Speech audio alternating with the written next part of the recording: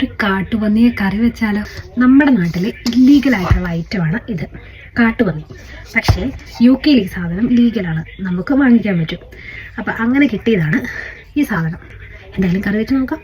നിങ്ങൾക്ക് കഴിക്കാൻ പറ്റത്തില്ലാത്തതുകൊണ്ട് ഞാൻ കഴിച്ചിട്ട് റിവ്യൂ പറയാം.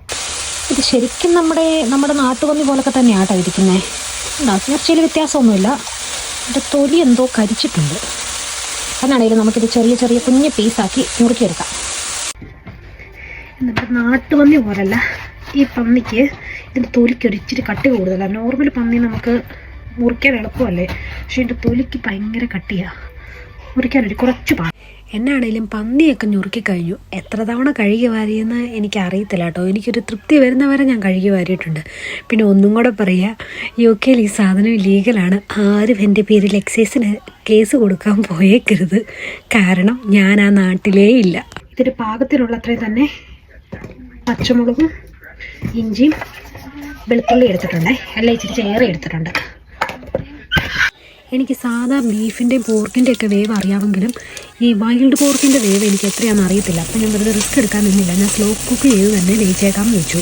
ആദ്യം കടുക് തളിച്ചു, സവോളയും ഇഞ്ചിയും വെളുത്തുള്ളിയും പച്ചമുളകും ഞാൻ കൃഷി ചെയ്തിട്ടുണ്ടായിരുന്നു, അതും ഇട്ടു. പിന്നെ അധികം മസാലകളൊന്നും ഇട്ടിട്ടില്ല. മഞ്ഞൾപ്പൊടി, മുളക് പൊടി, ഗരം മസാല, മല്ലിപ്പൊടി, കുരുമുളക് പൊടി, പിന്നെ കുറച്ച് ഉപ്പും, അത്രയും ഞാൻ മസാലകളായിട്ട് ഇട്ടിട്ടുണ്ടായിരുന്നുള്ളൂ. ഏകദേശം എനിക്കിതൊന്ന് കുക്കായി വരാനായിട്ട് 1 മണിക്കൂറിന് മേലെ സമയമെടുത്തു. അതായത് ഞാൻ സ്ലോ കുക്ക് ചെയ്തും കൂടെയാണ് വേവിച്ചത്. പിന്നെ ഞാൻ നികക്കെ വെള്ളം ഒഴിച്ചെങ്കിലും ഇത് കുക്കായി വന്നപ്പോഴത്തേക്കിനും നന്നായിട്ട് വറ്റി വന്നിട്ടുണ്ടായിരുന്നു. ഈ കറി നന്നായിട്ട് വറ്റി വന്ന് മസാലയെല്ലാം നന്നായിട്ട് പിടിച്ച് നല്ലൊരു എരിവും ഒക്കെ ഉണ്ടായിരുന്നു. പിന്നെ ഈ കറിയെക്കുറിച്ച് ഞാൻ ഡീറ്റെയിൽഡ് ആയിട്ട് പറയുന്നില്ല, ഇനി നിങ്ങൾ വല്ല ഇൻസ്പയർഡ് ആയാലോ. അങ്ങനെ ആവണ്ട. ഇതാണ് വൈൽഡ് പോർക്ക് കറി. പിന്നെ ഇതിനെക്കുറിച്ചൊക്കെ പറഞ്ഞ് ഞാൻ സ്വയം റിസ്ക് എടുക്കാൻ നിൽക്കുന്നില്ല. അപ്പോൾ ശരി, എന്നാൽ പിന്നെ കാണാവേ.